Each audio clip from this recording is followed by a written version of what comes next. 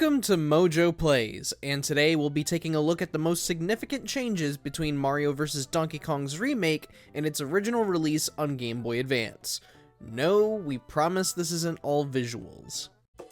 Oh, stop! Come back! Before we begin, we publish new videos all week long, so be sure to subscribe to MojoPlays and ring the bell to be notified about our latest videos. Animations. Here we go!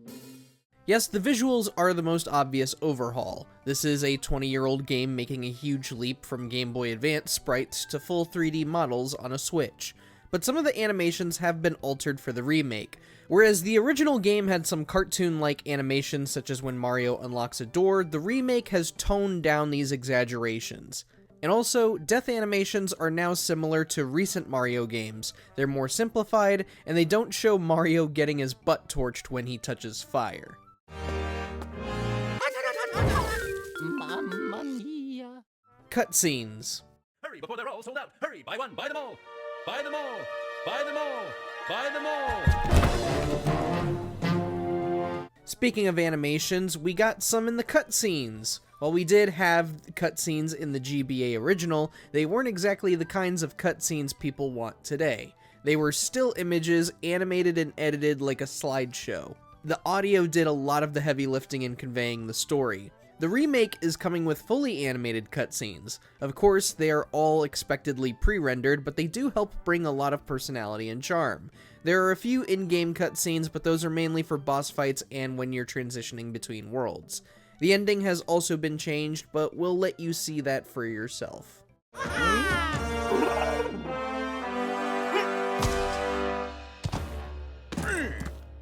Enemy redesigns.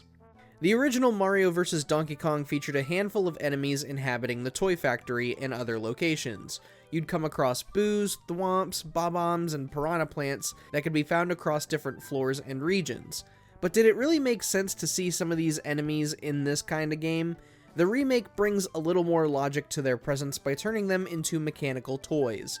Not that lore has ever been a big part of the series, but it kinda hints at the idea of mini Marios having a Barbie-like lineup where you can buy sets of toys featuring other characters. Voice changes. Hey, come back here! No, you don't! No, you don't! Many of Mario's lines from the original game, as well as other Mario games, have been recycled and cleaned up for the remake. So you could say Charles Martinet isn't done representing Mario in some capacity. The same, though, cannot be said for Donkey Kong nor the Toads. Whereas Grant Kirkhope voiced Donkey Kong in the GBA original, Mario vs. Donkey Kong's remake replaces him with DK's current voice actor, Takashi Nagasako. The Toads are no longer voiced by Jen Taylor either, who had been voicing them since Mario Golf on the N64 until retiring from her work with Nintendo in 2005. Since then, the Toads have been voiced by Samantha Kelly, who is, as expected, the voice of the Toads in the remake and all current Mario games.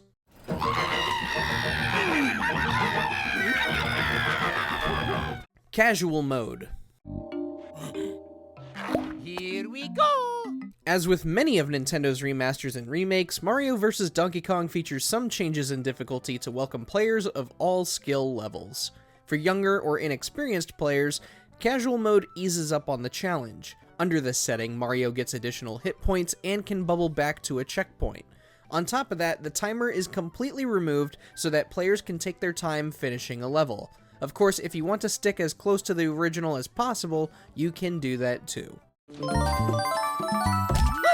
Oh, yeah!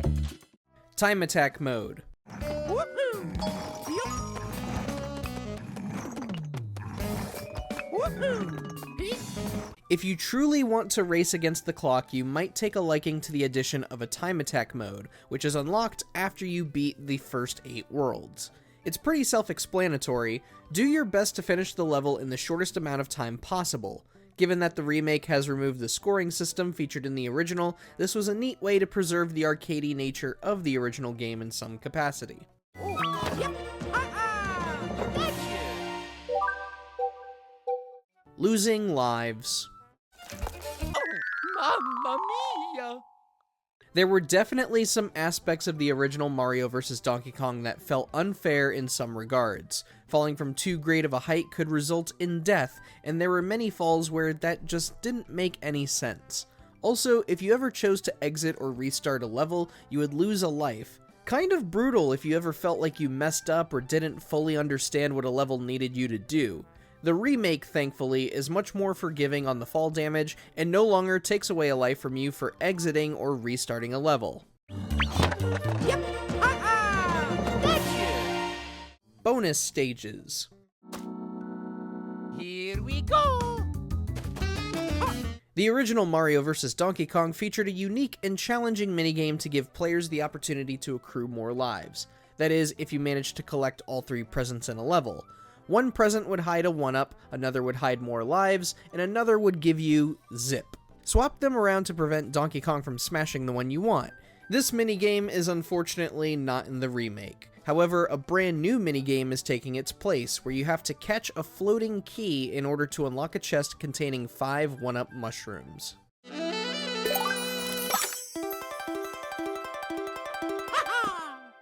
New worlds. You can expect the same worlds from the original to return. Mario's Toy Company, Donkey Kong Jungle, Spooky House, it's all still there.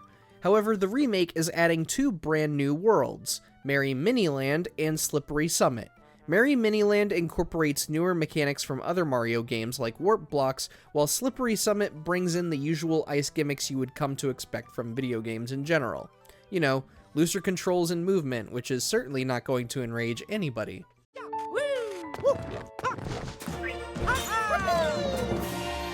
Co-op.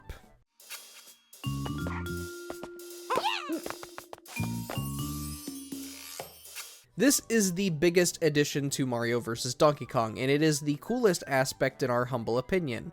The remake has added a brand new co-op mode for you and your friend to tackle all 130 plus levels with player 1 as Mario and player 2 as Toad. With this mode, it does make harder levels significantly easier, as Toad can just sit at switches while Mario makes his way to a door or toy. However, you will have to snatch an extra key so that both of you can progress. But if you find yourself stuck on a level, just remember that 2 heads are indeed better than 1.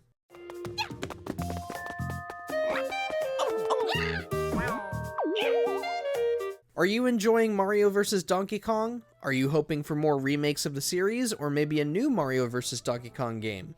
Let us know down in the comments, and be sure to subscribe to MojoPlays for more great videos every day.